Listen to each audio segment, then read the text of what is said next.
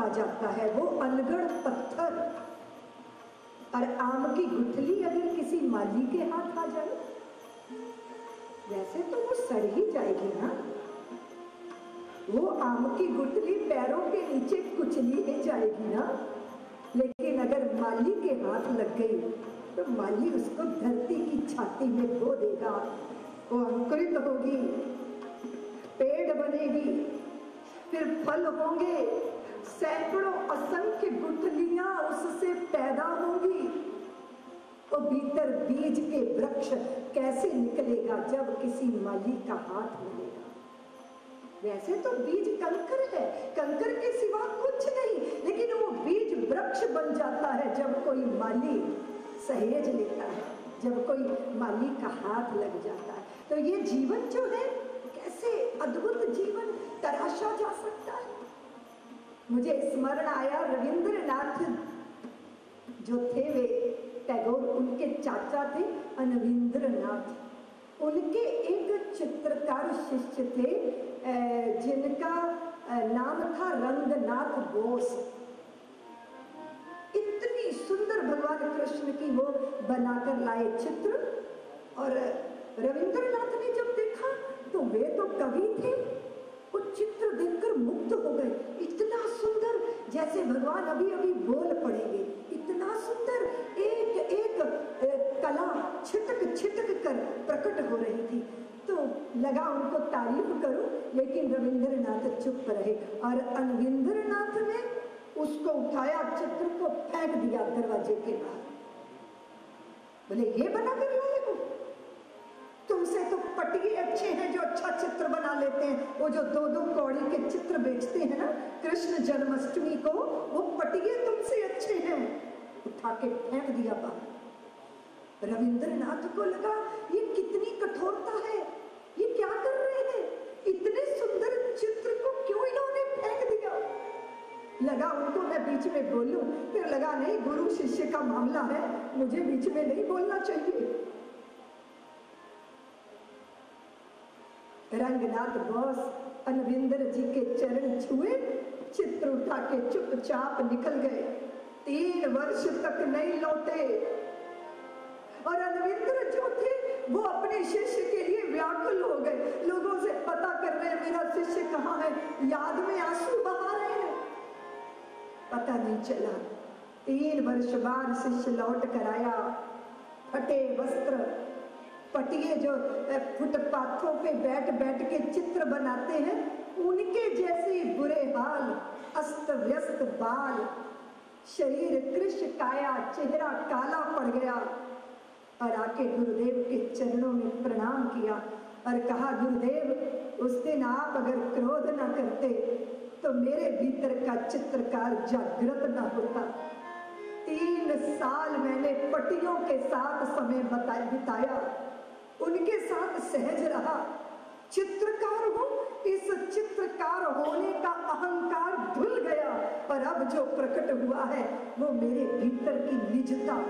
इतने सुंदर चित्र रविंद्रनाथ ने अपने संस्मरण में लिखा है कि कदाचित उस दिन अनविंद्रनाथ इतने कठोर न होते तो शिष्य के भीतर की वो संभावनाएं पूरी प्रकट न होती। गुरु कैसे निखारता है, गुरु कैसे आग में डालकर सोने को कुंदन बनाता है, गुरु कैसे तपश्चर्या की आग से गुजारकर हमारे भीतर की संभावना को संभव करता है। इसीलिए जीवंत सद्गुरु की सन्निधि बहुत कष्टदायक है। गर्भ जैसे प्रसव पीड़ा से गुजरने जैसी पीड़ा होती है, प्रतिमा की आरती उतारना आसान है, जो मर गए हैं उनकी चित्र पर दिए जलाना आसान है, पर जीवंत सद्गुरु के पास रहकर निखारना अपने आप को, ये बहुत बड़ी साधना है। उनकी सन्निधि में रहना भी बड़ी साधना है। मैंने ये सौभाग्य पाया है, अपने गुरुदेव के चरणों में 12 वर्ष तक रही हूँ। 17 वर्ष की थी जब मैं अपने गुरुदेव युग पुरुष स्वामी परमानंद जी महाराज की सन्निधि में आ गई। मैंने जाना कि गुरु के साथ रहना तलवार की धार पर चलने जैसा है। वो वैसा ही है जैसे कोई घोड़े पे चढ़ के आग में से गुजरे। भेद देती हैं उनकी आंखें अंतर बाहर। हम तो ओढ़ते हैं ना लबादे, राम नामी ओढ़ेंगे, धर्म का चोगा ओढ़ेंगे, सेवा का मुखौटा लगाएंगे, बड़े धर्मात्मा हैं हम।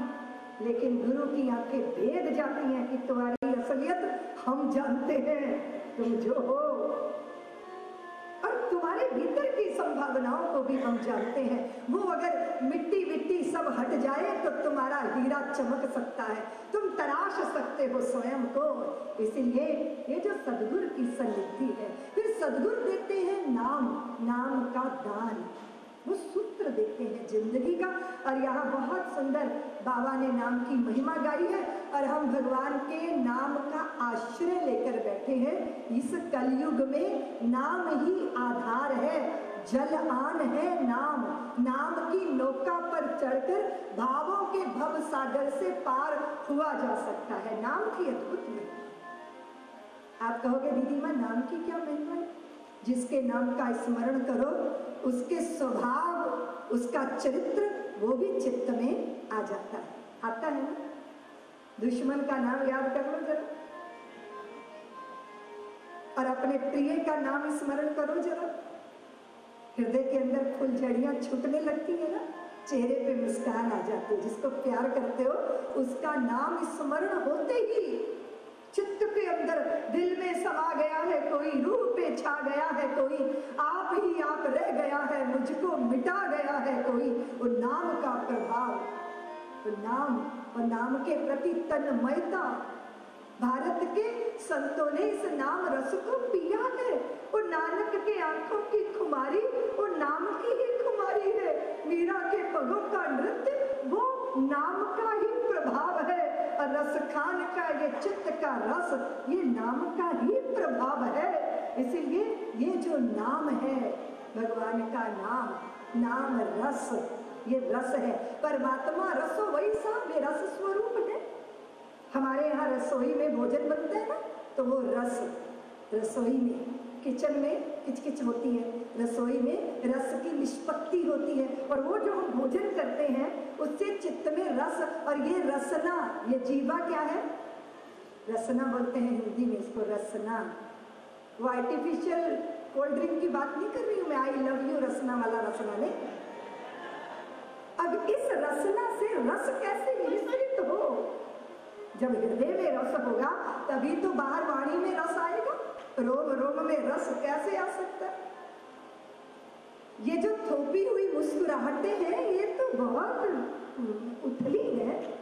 हम लोग छोटे में स्कूल जाते थे ना, तो एक वो ढांचा लटका रहता था साइंस लैब में, तो वो पूरा ढांचा, पूरा उसका जबड़ा लगता था हंस रहा है, लेकिन बड़ा खतरनाक हंसी। वो कैसी हंसी? थोपी हुई हंसी, आरोपित हंसी नहीं, आपके भीतर से स्फुटित हो रही है हंसी, आपके भीतर से निष्पत्ति हो रही है रस की। वो रस कौन सा है? वो आनंद का रस है, वो नाम का रस है, वो सहजता का रस है, वो सरलता का रस है। वो रस वो उनके पास है जिन्होंने अपने भीतर की पोटली को खोल लिया। नाम का धन अगर होगा तो बोध तो होगा कि है पल्ले कुछ, क्यों? बैंक बैलेंस का बड़ा भरोसा है ना, तो ये वाला भरोसा कहाँ से आएगा? ये जब नाम का धन होगा। धनियों के तो धन है लाखों, मुझ निर्धन के धन बस तुम हो। कोई पहने मानिक माल, कोई लाल जड़ावे, कोई रचे महावर मेहंदी, मोतियन मांग भरावे। सोने वाले, चांदी वाले, पानी वाले, पीतल वाले, तन के सौ सौ श्रृंगार है, मन के आभूषण बस तुम हो। धनियों के तो धन है लाखों, मुझ निर्धन के धन बस तुम हो। कोई जावे पुरी द्वारका, कोई ध्यावे काशी, कोई जपे तपे त्रिवेणी संगम, कोई मथुरा वासी। उत्तर पश्चिम, पूर्व पश्चिम, उत्तर दक्षिण, भीतर बाहर, सब जग जाहिर, अन्यों के सौ सौ तीर्थ हैं, मेरे वृंदावन बस तुम हो। धनियों के तो धन है लाखों, लाखों, मुझ निर्धन के धन बस तुम हो। कोई मारे गुमान रूप का, कोई धन पर झूमे, कोई मारे डींग ज्ञान की, कोई धन पर फूले। काया माया जोरू जाता जस अपजस, सुख दुख त्रितापा, मरता जीता जग सौ विधि से। मेरे जन्म मरण बस तुम हो, धनियों के तो धन है लाखों, मुझ निर्धन के धन बस तुम हो। कौन है मेरा सर्वस्व, कौन है मेरा सर्वेश्वर, कौन है मेरा धन? उसने कहा कि नाम है मेरा धन। तो नाम का स्मरण करके चित्त में भगवान की रूप झांकी प्रकट होती है। उनका स्मित हास्य जब हम दर्शन करते हैं तो चेहरे पर भी मुस्कुराहट आ जाती है। वो अभय वरद इस अभय देते मुद्रा में है तो चित्त में अभय आ जाता है, और वो सहज है तो चित्त में सहजता आ जाती है। उनका शील सौंदर्य प्रबल है तो हमारे चित्त में भी शील का प्रभाव आ जाता है। इसीलिए लाख कर्तव्यों में रहो पर नाम का आश्रय लो।